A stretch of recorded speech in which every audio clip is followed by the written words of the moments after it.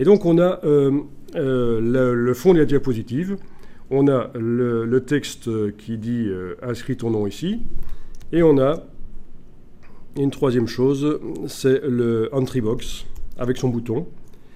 Et vous voyez qu'il va se mettre en pause automatiquement après 1 seconde et demie.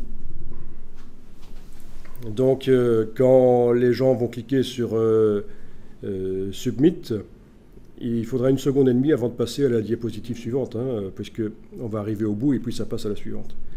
Donc si vous voulez que ça dure moins qu'1 seconde et demie, vous pouvez survoler à cet endroit-ci et déplacer. Voilà, et donc ça dure... au bout de 2 secondes 4, ça va se mettre en pause. Mais de toute façon, la personne peut commencer à taper avant que ce soit mis en pause. Et puis, dès qu'il va cliquer sur Submit, il restera 6 dixièmes de seconde avant de passer à la diapositive suivante.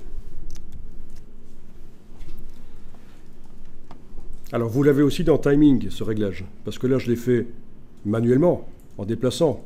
Ce qui n'est pas toujours très facile. Et surtout, quand on a plein d'objets, on peut sélectionner plein d'objets similaires qui sont dans la scène, plein de boutons, et leur donner le même timing. Il suffira de les sélectionner dans la timeline avec la touche majuscule. Et puis vous irez dans Timing ici, et vous avez le réglage. Pause After. Donc si on veut que la slide reste un temps indéfini jusqu'à ce qu'on clique, on va faire des slides dans lesquels il y a toujours une pause quelque part. Donc, normalement, elle ne dure que 3 secondes, mais elle se met en pause, arrivée à 2,4 secondes. Elle se met en pause et elle dure indéfiniment sur l'écran jusqu'à ce qu'on fasse une action qui amène vers une diapositive suivante. Quelque chose qui est prévu, un bouton qui nous amène vers la diapositive suivante.